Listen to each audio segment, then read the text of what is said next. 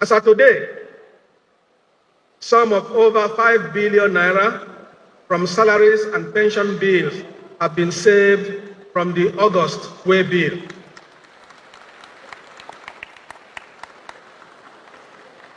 These sums will be invested in projects and programs that will be beneficial for our people.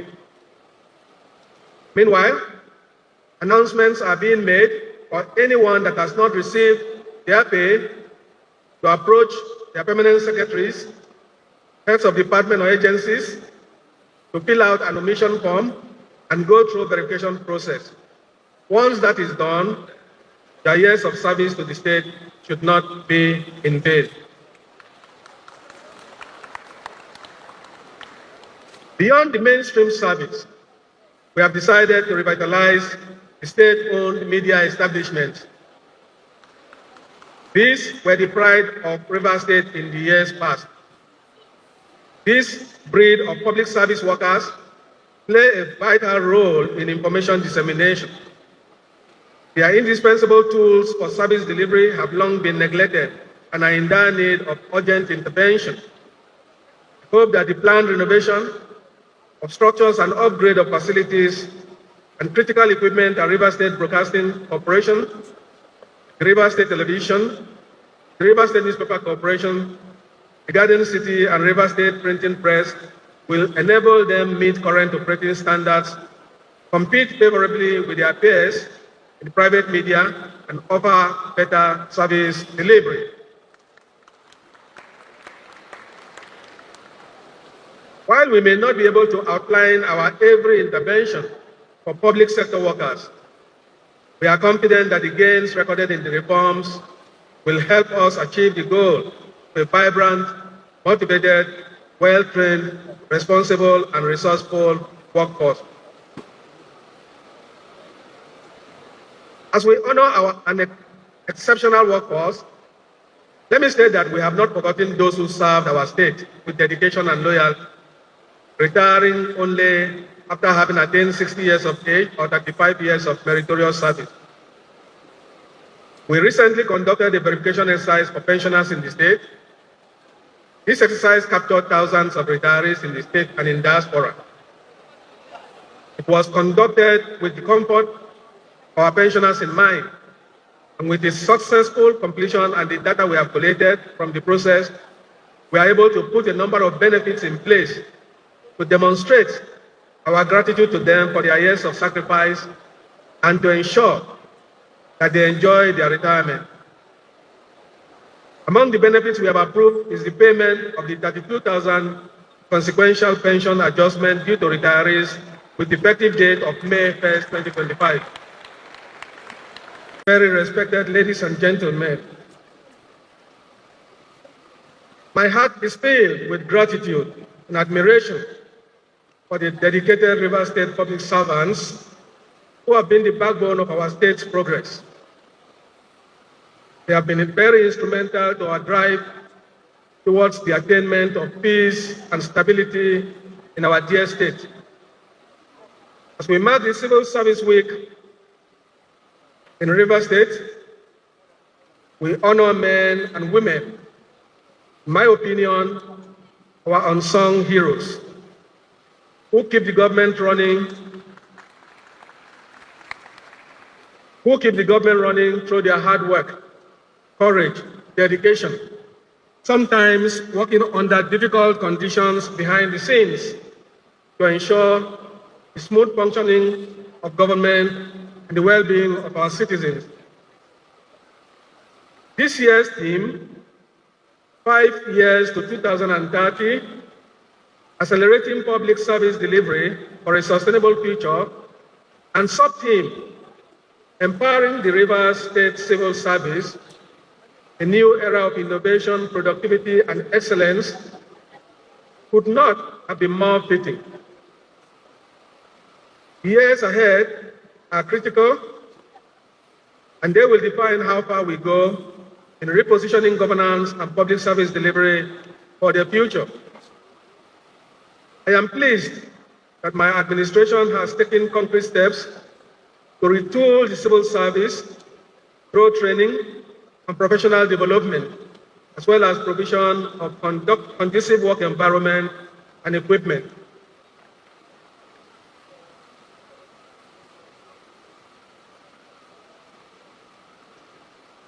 I want to begin by extending my heartfelt gratitude to the Managing Director of Galaxy Backbone,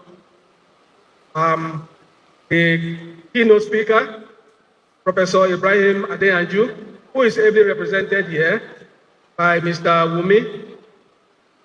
I want to assure you that the address this morning has enriched the celebration and will inspire our workforce to embrace excellence and innovation in the years ahead. Thank you for that. When I was appointed as Administrator of Rivers State by His Excellency Siwaju Bola Ahmed Tinubu, GCFR, the President, Commander-in-Chief of the Federal Republic of Nigeria, I knew that I could not achieve my mandate for Rivers State without the support of the civil service. I interacted with the heads of ministries, departments, and agencies, and together with very hardworking acting head of service, Dr. Mrs. Yingi Brown, we embarked on a journey to rebuild a state that is peaceful, prosperous, and reinvigorated. In the last 5 months, we have worked towards building a state that truly represents who we are: resilient, hardworking, warm, respectful, caring, and compassionate. A state where lives and livelihoods are not held hostage by instability, and where fundamental human rights are respected and preserved. Through open dialogue and constructive engagements, we worked to build trust and have offered a listening ear to any and everyone who has had a positive contribution to make for the growth and development of Rivers State. Doing this, we have identified areas of need and endeavored to develop solutions to address them. The Rivers State Civil Service have been at the forefront of our determined effort. I would like to highlight some projects, interventions, and programs we are undertaking to improve your well-being and build world-class public service worthy of your sacrifices and mirrors your hard work and dedication. Interacting with the civil servants upon resumption, it was clear that these brilliant minds in the civil service needed some support to sharpen their skills and bring out the best in them.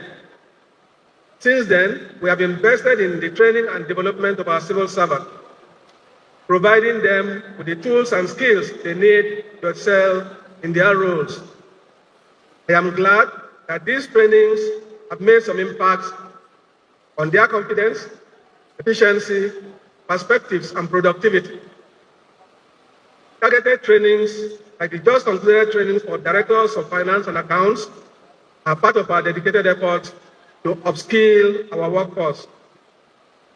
I understand that this was the first time such a large number of finance and accounting officers have been trained at a time. We have turned a corner. Training will be a constant feature for Rivers State civil servants. A number of these training programs are currently taking place as part of the Civil Service Week for senior and middle cadre manpower to equip them for effective service delivery. We also have taken steps to institutionalize policies and processes, promote transparency, accountability, and efficiency in governance. For heads of ministries, departments, and agencies, we have implemented the upward review of salaries and allowances to bridge existing gaps in wages between public servants and political office holders. These adjustments are also meant to reflect current economic realities and encourage officers to strive to reach the peak of their career. The local government workforce has not been left out in our repositioning scheme. As one of the first steps we took on assumption, we effected the payment of the approved 85,000 naira minimum wage to local government workers in the state. This was meant to encourage hard work and let workers in the third tier of government, the closest to the people, know that the great efforts that they put into service delivery are not unappreciated. Additionally, we have taken a step to improve accountability in local government service by appointing and inaugurating the board to the Local Government Service Commission. Most importantly, to ensure proper personnel records, we are conducting the first ever biometric data capture exercise for local government workers in the state. The gains of this exercise are immense. With accurate data, local government employees and pensioners can be adequately catered for, and all other service needs can be implemented with ease. Furthermore, we seamlessly conducted the verification of staff and pensioners in the state public service. The result of this exercise, recently concluded, is seen in the leakages we have plugged and the huge amount of savings we have made for the state.